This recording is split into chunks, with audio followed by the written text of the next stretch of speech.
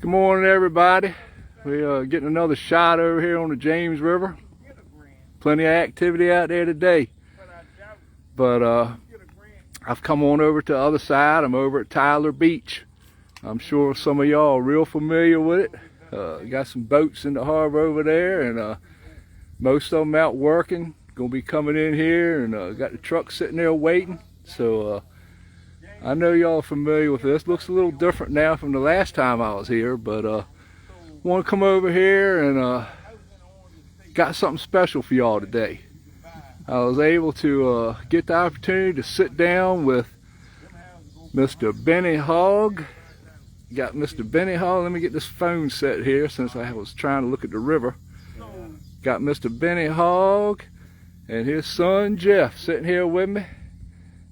Got the old wooden here between them, the old fish box. Everybody always enjoys seeing them because you don't see them very often now. So I like to bring them with me, and you know. But anyway, this is somebody I've been wanting to talk to for a while, and just glad that he agreed to come down here and talk with us. So Benny, I'd just like for you to share some. Do you mind telling your age, or No, I don't. How old are you now? 86. I turned 86 in May this year. I hear that. I born and raised, lived most of my life in Pocosin, Messick area. For probably, I don't know how many years, but we never had no electric. We didn't have no running water. We had kerosene lamps. We had not a well, but a pump. We pumped water out.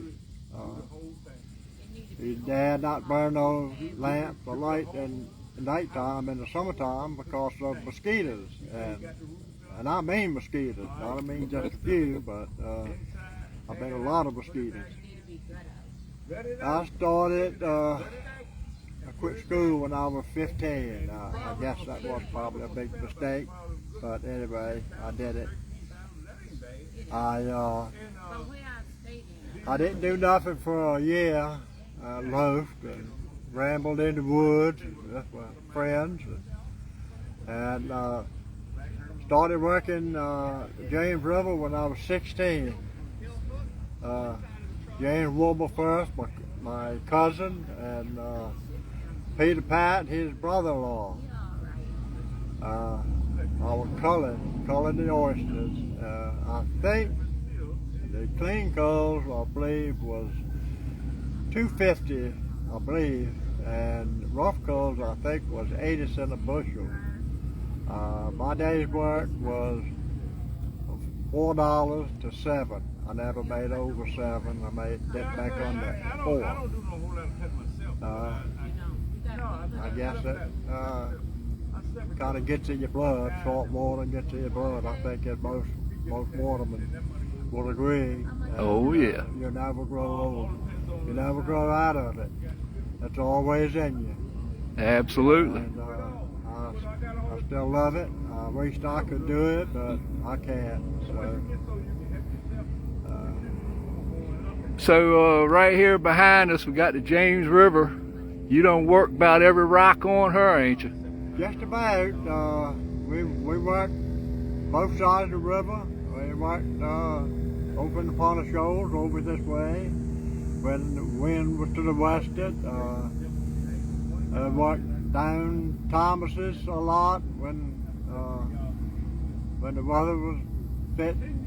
We worked Murray Island down to Jail Island. Some worked in the swash. You could make long drags. Sometimes one drag a day you would have all you want. You'd not knock off. Yeah. Spent a lot of time on the river. Pleasure. Spent a lot of time pleasure. That was our vacation. Yeah. That was our vacation. Swimming, Jeff here, but he was probably 2 years old. We took him riding back way, and he would get up on the bow of the boat, and I was overboard up to my waist, and he would jump, and he would go under, head and ears, and he loved it. He would come up and say, "Do it again." And so we did that for hours. Yeah. And we like to clam, like right clams. I like to eat them. Mm-hmm. I still like to eat them. Still like oysters. Still like fish. I'm pulling a hog clam right now. I don't get as much as I would like to living out in the country where we live, but it's still a lot of fun. I still enjoy it. Absolutely. And 1981, I had an accident and I almost lost my hand. Jeff and Alan were with me, and I thought they would probably cut it off when I looked at it. Tell them what kind of accident it was. They was on the boat. Yeah, I had a piece of 2x2 underneath of the engine box, and it fell in the bilge. And I went to reach down to pick it up, and the propeller shaft caught my coat. It pulled me down in there, and it killed the motor, cut the motor off. And Jeff was in the cabin, so Jeff come out, and I told him to get my knife, and I couldn't move. I was pinned down there, Mm-hmm. and he cut my coat and shirt off.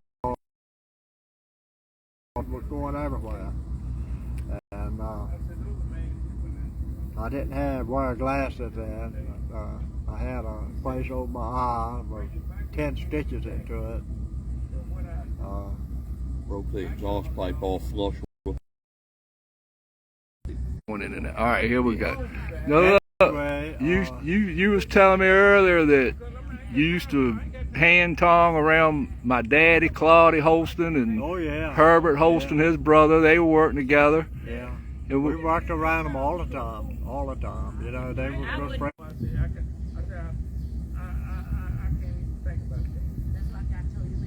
all right. I'm sorry, y'all. The internet keeps going in and out, so we're trying to keep it going here. All right. So you worked around my daddy, Claudia, and his brother Herbert, Yeah. and George Maynard. Yeah. I think George's daddy, Mr. Dewey, I think he worked a little bit, as well as I can remember. Right. But the funny thing that I remember is in 1960, the oil refinery in Yorktown had a shutdown, and they hired people off the street to come in there and work. And I think they paid $4 an hour. That was big money. $4 an hour was pretty good money in 1960. Yeah. And none of us know what we were doing. You know, they told us what to do, but we didn't know what we were doing. And so I remember one day, the waterman one night asked your dad, Claude, he said, "I come through the gate." Y'all doing all right? All right. So,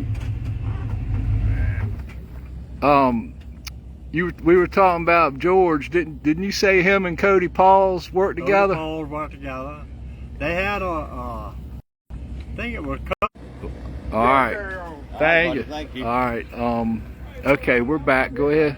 Anyway, Cody had a small boat, but most boats back then were smaller than they are today. Right. But anyway, we were coming up from downtown. Here we go. All right. So go ahead and try to get that one in. Anyway, the day and it was wind was breezing up. We had a kind of a bust down, and a wave. Cody had a windshield out of a truck,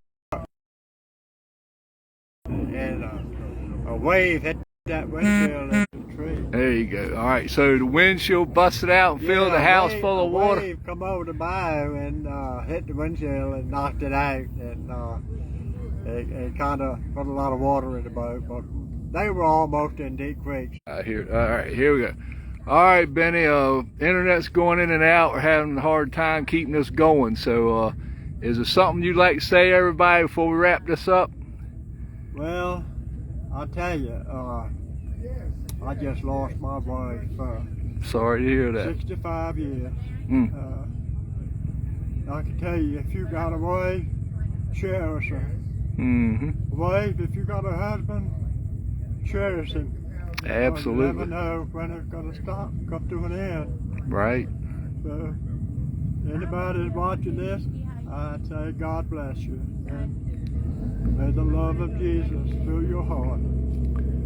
Well, we thank you, and we want to say God bless you. And I know you loved your wife. And y'all were blessed with 65 years.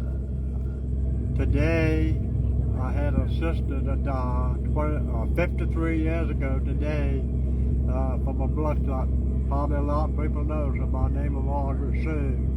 She was married to Shelley Bean. I think most all watermen know Shelley Bean. Right. And most everybody would know Hogge. She had been dead 53